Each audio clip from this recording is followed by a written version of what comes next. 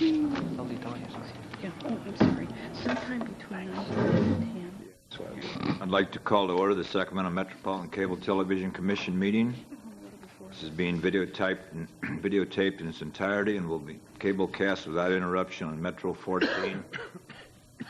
Today's meeting is being cable cast live and will be repeated Saturday, February 9th at 12 o'clock noon on Channel 14.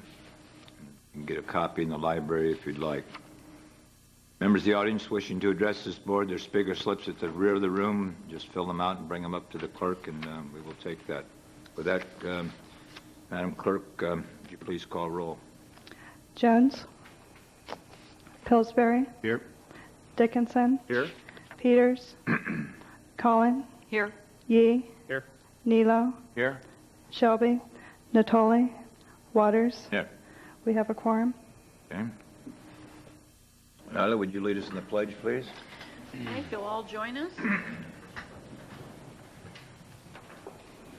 Pledge allegiance to the flag of the United States of America, to the republic for which it stands, one nation, under God, indivisible, with liberty and justice for all. Good to know. Madam Clerk, would you read item number 1, please? Yes, we have closed exec session, public employment, public employee appointment, executive director, government code 54954.5, and we have 3 speaker slips to identify. Before we go into closed session, we will take testimony from 3 people who have signed up. Anthony Salamanca, am I butchering that? Come on up. That's a chance to. You have 3 minutes. Please put your name on the record correctly for me, please. Anthony Salamanca, S-A-L-A-M-A-N-C-A.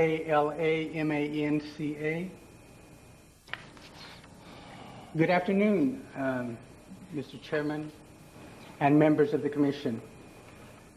I'm Anthony Salamanca, Chair of Access Sacramento Board of Directors, a cable subscriber, former resident of Valley High, longtime resident of the city of Elk Grove, and a member of the Hispanic community since 1973.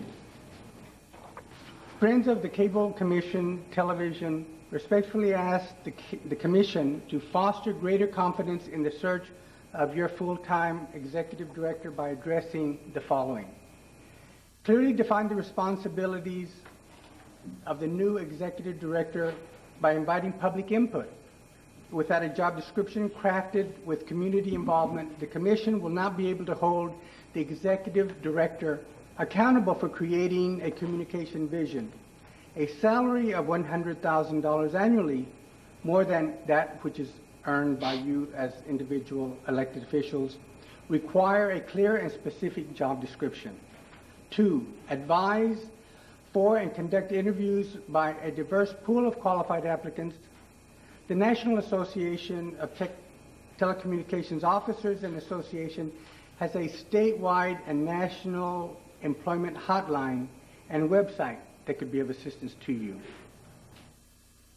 The executive director should is considered an ideal employment opportunity by hundreds of extremely well-qualified candidates if, in fact, they hear about the job. The Commission can select a new executive director in closed session, or the Commission can conduct an open hearing. Such practices are praiseworthy, for they invite a wide diversity of applicants and a workforce reflective of our urban community.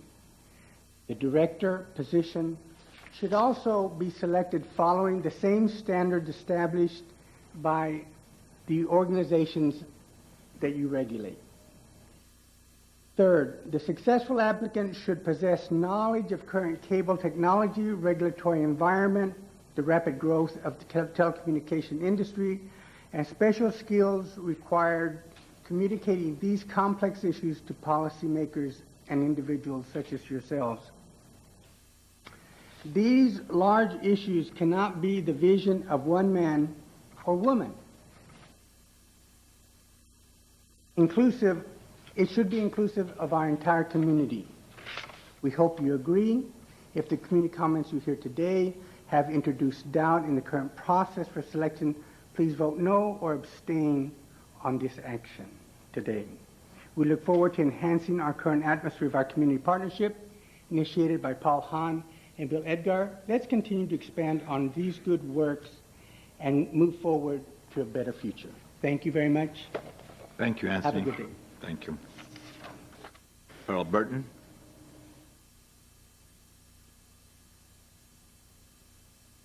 Commissioners, my name is Carl Burton. I'm a member of the Access Board of Directors, the Western Regional Alliance for Community Media, that includes all of the access stations in the western area, which encompasses Arizona, California, Colorado, Hawaii, New Mexico, and Nevada.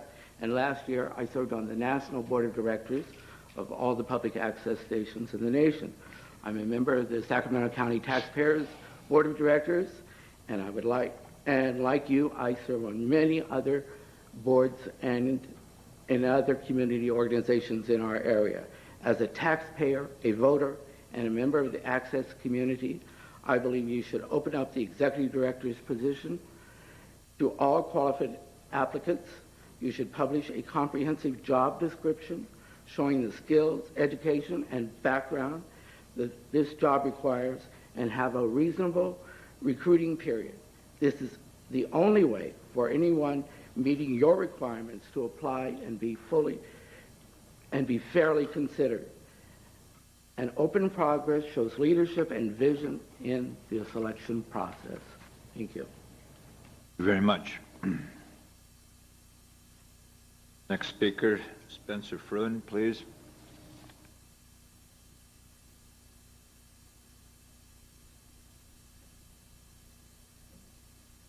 Good afternoon. In 3 minutes, I turn into an egg, so I'll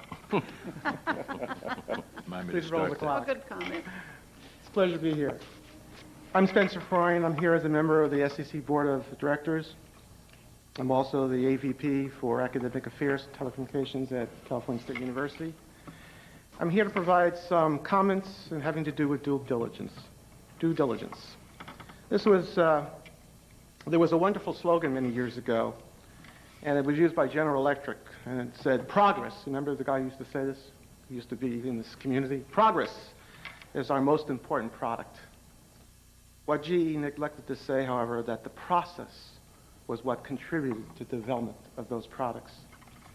The consortium feels very strongly that selection and the process for the executive director is too important to fill without a thorough search. Nationwide, there are outstanding candidates who deserve the opportunity to go through this recruitment effort. I will not deny this takes time and energy. I know because I have to do it almost weekly with the kinds of people I hire. However, filling this position in a way that is competitive reflects the due process which this commission has used as its framework for almost every previous action taken since its inception. I think you should be proud of that.